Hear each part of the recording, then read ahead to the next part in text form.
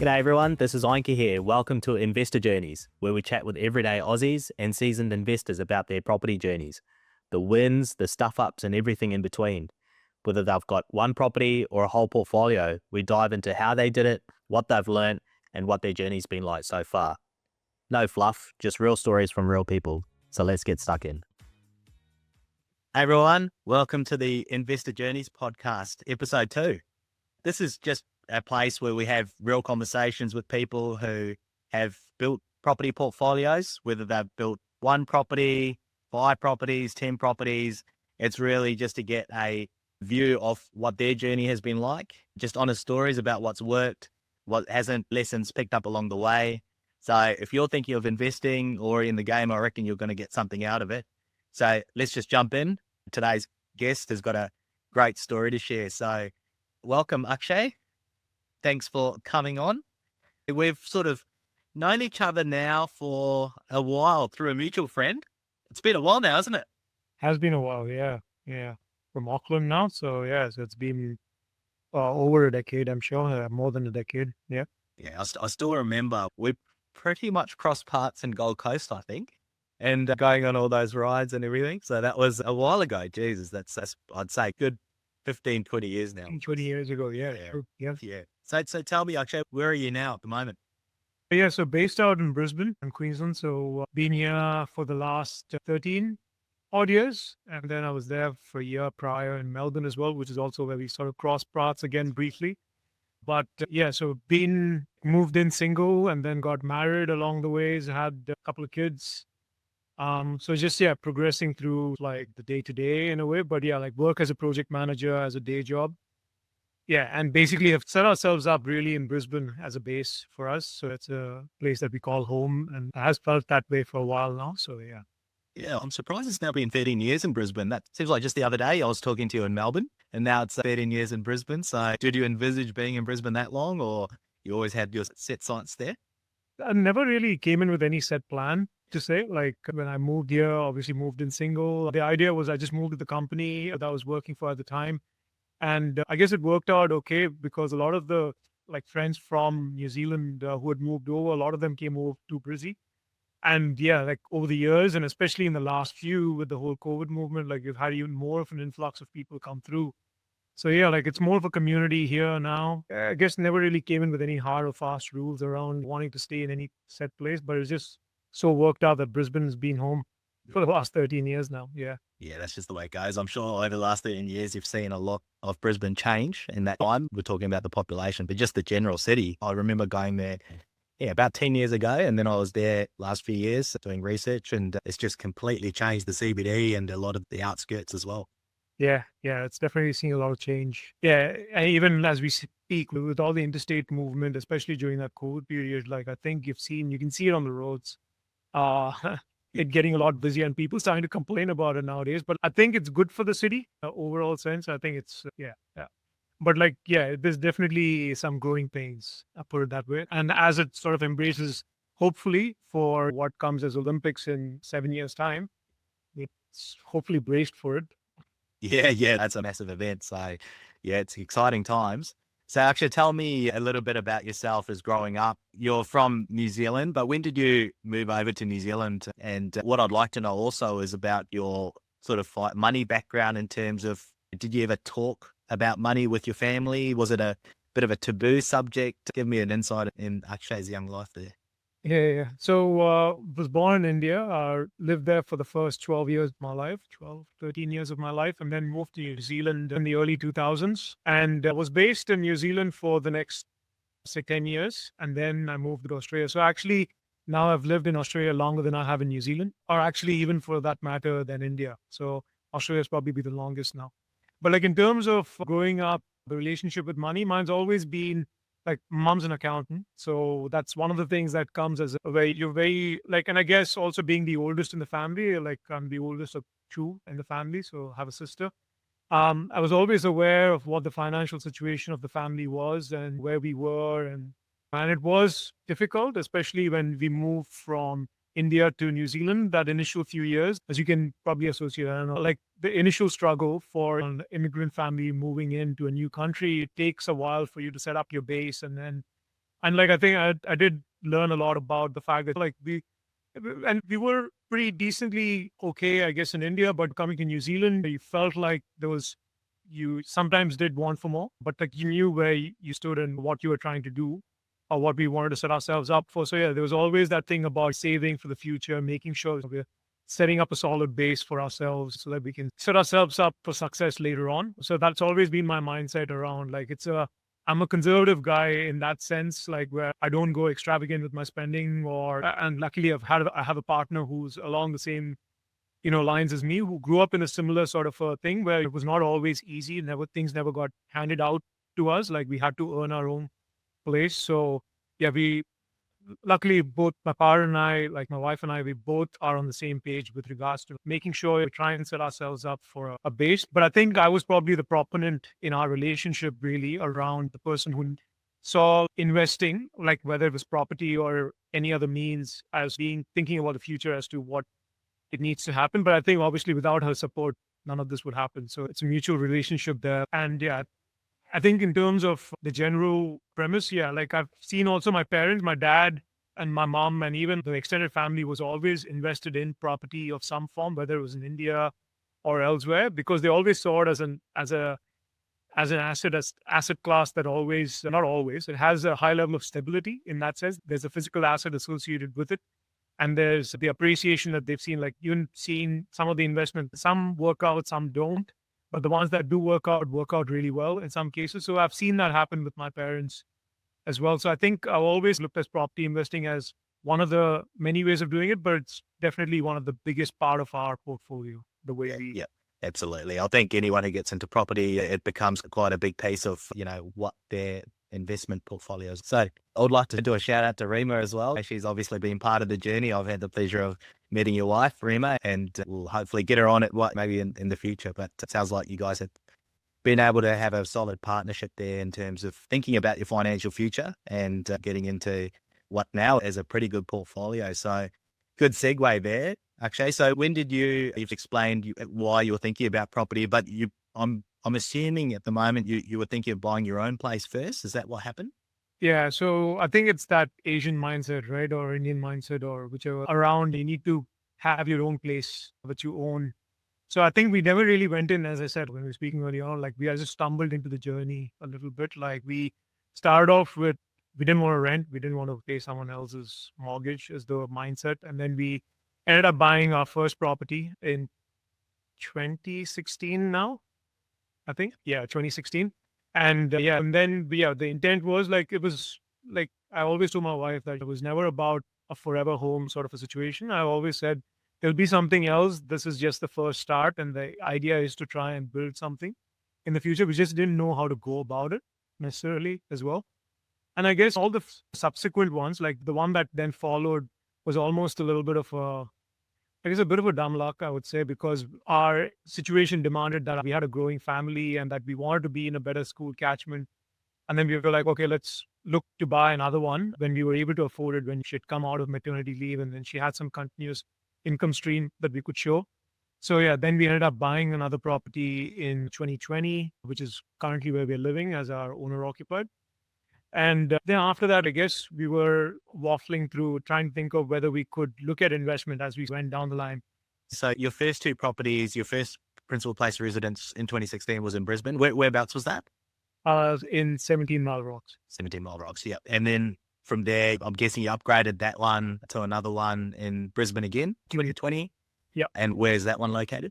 In Mansfield. Mansfield. And the existing one, you kept that one and continued to rent that one out. Is that right? Correct. That's right. Yeah. Yep. So that's now become an investment. And then from there on, I guess, like, again, we had the two periods where like both of those first houses had the events where we had children. And that basically depleted our income for that first year every time for both the instances where the kids came along. But once we sort of reestablished the income stream back in and it was a bit more stable, then we started thinking about like obviously future investments. And at which point we started to think, oh, a lot of people were still talking Brisbane as a growing market. And so we started looking at all the peripheral suburbs. But one of the challenges that we did find was not being able to, either we were being priced out or not getting in at the like you were competing in a pretty hot market, especially in Brisbane. Yeah, because that 2020 mark or around COVID time, after the initial shock, I know what Brisbane did. And I suppose that on one side of the coin is that you're probably glad you kept your first property, because if you sold that, you would have probably lost out a lot of gains. But second of all, as you're saying, looking at investments back in Brisbane, now it's a very heated market. So was this the second investment property? What year were you looking at that stage? I think it ended up being at late 21 mark. I think after we gave ourselves, and this is the thing though, is every time we bought a property, we've given ourselves a bit of a breather to recover and then go for another. So about late 2021, when we started looking, yeah, the market was still pretty hot, and especially coming out of COVID, it was pretty heated. And then I think at that point was when we weren't getting much joy, is when I know we saw a lot of your I saw a lot of your content coming online, and then that's when we got in touch with yourself, and then started. Yeah, yeah. I think around that time is when I finished my final job, actually late 21, and then started to really crack on with my business. But so basically you were at a point when in early 22, you're not sure exactly what to do because Brisbane's really taking off here, and you wanted to hit the pause button and really understand what you can do. So from there, I know you reached out to me and we had a good chat. How do you sort of feel about all of that? And what were your thoughts, I suppose, at that time? I think it was the main thing was we didn't really know how to go about it, right? Mm. On the first thing, and then we kept thinking. I think when Rima and I spoke to you, we were still thinking Brisbane for whatever, because we were very fixated on, we wanted to see the asset, we wanted to be where the asset is going to be. Like we didn't think about the whole, like, that we could stretch beyond our borders a bit. I think that's when, I guess, when you then told us about the alternative market, which ended up being Perth. Yeah, I think actually just remembering now, you're right. I think we had an initial chat and you took that away. And I think guys were going to decide what to do. You guys were thinking about it for a little while, weren't you? And then you reached out again at some point. I can't remember what that time frame was, but that's when you really wanted to take action, wasn't it? Yeah, that's right. Yeah. So yes, the second property, I think at that time we were heavily invested into the Perth market, and that was in 2022, I think, from It's like early 2022. I think we started the conversation on that property, or at least the one, like, I think it happened very quickly from when we started the conversation to when it sort of like got, like, when we went into contract, happened in a matter of a week or two. And I think, yeah, that's probably something we'll talk about later on. But like effectively, yeah, like we then settled on that property in July 2022 at that point. So I guess, yeah, and that was, yeah, that was an interesting move. And because we never thought about interstate, I think we never really thought about, yeah, investing outside of Queensland at that point. Yeah. But that ended up being an interesting move. Like, obviously, it has its own idiosyncrasies that we didn't understand about the Western Australian market, which we've been learning over the years as well now. Yeah. Yeah, I remember we were talking about the growth cycles and supply and demand metrics and a number of things outside. I suppose one of the key questions you had, and many investors who invest into Perth is it still reliant on mining? And we had a good sort of frank discussion about that, how Perth, in our opinion, has diversified quite a lot, but it obviously still has the mining component. But we definitely saw that as an opportunity. And going on to that property, that's your second investment property. Do you want to tell us a little bit about that property? Where was it located? Do you remember? Yeah, so it's located in Vellard, so in the south, in basically the council of Kwinana, city of Kwinana. Yeah, so it's basically like a 5-bed, 3-bathroom, 2-bathroom with a pool, which ended up becoming, yeah, we'll talk about it later. But like effectively, there's a few things I guess we weren't fully sold on initially on that property, but I think it's also a factor of we were already in that mindset of we wanted to invest. We also had the thing about the FOMO around like losing out on any sort of opportunity. So I think at that point, our thing was we just need to jump all in, as opposed to like question and remain on the sidelines a bit. And I think that tactic in some ways was okay. Like, I think in retrospect, it's worked out okay. Obviously, it's had its own challenges, that property. But in terms of the overall, if I have to look at the bigger picture around it, which I know a lot of the times you sort of always brought us back to the bigger picture of what are you trying to achieve here? Like, do you want to sweat out the little things for the larger gains that you can see in the property in the future? Like, and again, that's kind of how we sort of change the narrative to ourselves. And yeah, so like between Rima and I, we sort of like always like bounce that sort of a thing off a little bit. But like I think eventually we did make that. Obviously, we made that leap into that property a bit. Tell me about the numbers on that one. And what we bought that one for 580. 580. Yeah, that's right. And that was a very hot property. I do remember because I was speaking to the agent about it, and he said the reason why I think we signed the contract so quick is they had 3 or 4 buyers who were coming down the door on that one. And that was a really hot suburb at that time. So I said, Akshay, Rima, we need to act quick, guys. But we got that one in the end. So we bought it for 580 in 2022. What's it sort of worth now? I think it's sort of in the low 800s at the moment, if I've got it correct. But yeah, like I think it was also one of those opportunities which happened before it was off market. It happened before it even hit the market. So I guess yeah, the fact that you had that relationship with the guys on the ground, that suppose helped. Yeah, so that's about over $200,000 gain in 2 years, which is, it's ridiculous, and it's a fantastic property. If anyone saw this property, the vicinity to the beach, vicinity to the city from a drive perspective, and just the property itself, it's an outstanding property.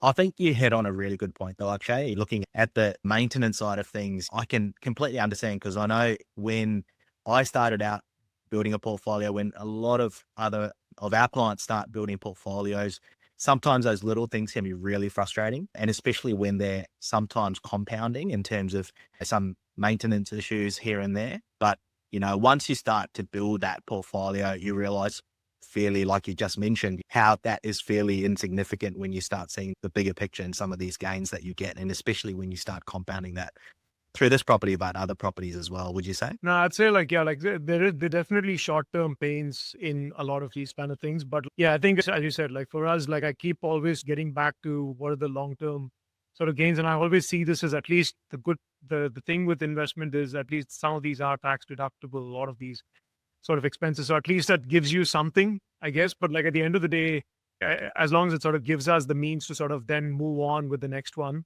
as well, that sort of is sort of like long-term picture, I guess, that you have mentioned in the past as well. So Absolutely. I don't know, I'm putting you on the spot here, but do you know what sort of rent you're getting on that one at the moment? right now it's for 700 per week. 700 per week. Wow. Originally 580 purchased on 700 a week. So that now would probably be an over 6% gross yield. And I'd say that one rent wise would still be doing very well and in demands. So very good. That was a fantastic purchase. And then moving forward, what's your next move in terms of what you guys are thinking at the moment? Yeah. So post that, then obviously we came back to yourself again in 23 when I know you approached us whether we were thinking about another thing. And then, yeah, I think at that point we went into another property. This time it was based out in Townsville. So I think June 23. So we took a little bit more time with this one, I think, because I think of the learnings that we'd had on how quickly we moved with the Perth one. We just wanted to take a bit more time and do a bit more due diligence around what we didn't want. Yep. I guess so. There was a bit, I know you had to work a bit more for this one. And I think, Yeah, I remember the budget. The budget was tight, wasn't it? Well, I suppose relatively in that market. and also I know it took us like at least compared to the first one, it took maybe about a month and a bit to sort of get to this one. But at least we went through the options of at least understanding what our criteria was and sort of ticking the box. While again, this one was an interesting one, the second one. This one's definitely a story, this one. So in terms of suburb, it was Rasmussen that we ended up buying in. Bought it for, well, the sold price was 345, but we got a reduction after building in Pest. That's right. Yes, because the seller was actually in a bit of financial stress, I remember. Yeah. And they didn't want to have those sort of discounts, but they had to because I think they had to sell because they were having a few issues with, and we were made quite well aware about the tenants in that property, but also their own personal circumstances, the sellers. So I remember we pushed hard on that building in Pest, didn't we? Yes. Yeah. So it worked out not too bad in the end, but like there was a lot of upfront work to be done, especially as you said, like the tenants who had been there, like I don't think had looked after the property very well. And I don't know if the owner prior had really invested much into the property in the ways of maintenance over the years. So it definitely showed in that. And I guess what we got was what was reflected in the price as such. But obviously, there was a lot of upfront work. So yeah, and worked. It was a lot of back and forthing with the real estate guys. Obviously, being in a different geography, trying to coordinate these trades was always a bit of a challenge. But working with the property managers, yeah, it did help. Like we got through what we wanted to get done with the property. So at least to a standard where hopefully we don't have to put too much more, at least in the near future. But like we've gotten better quality of tenants as a result as well. And your rent. And rent at a better level than what it was previously. So yeah, like I think in terms of I think that even that relationship with the property manager, which sort of probably was a bit shaky with all the requests that I had going to them, it's probably smoothened out over the last few months with things not necessarily being super urgent.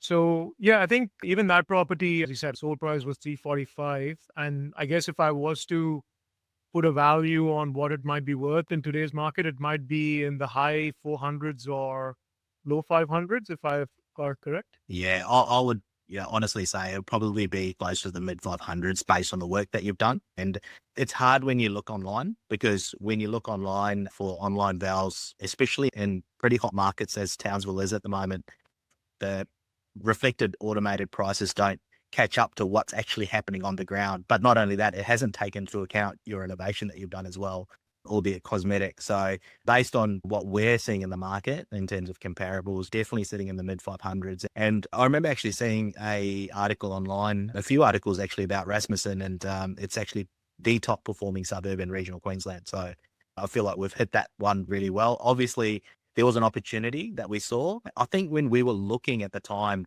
generally speaking, we were struggling to get much under 400 from memory. I remember we bid on a few, didn't quite catch it. And then we saw this one off market through a very good mate of mine, actually.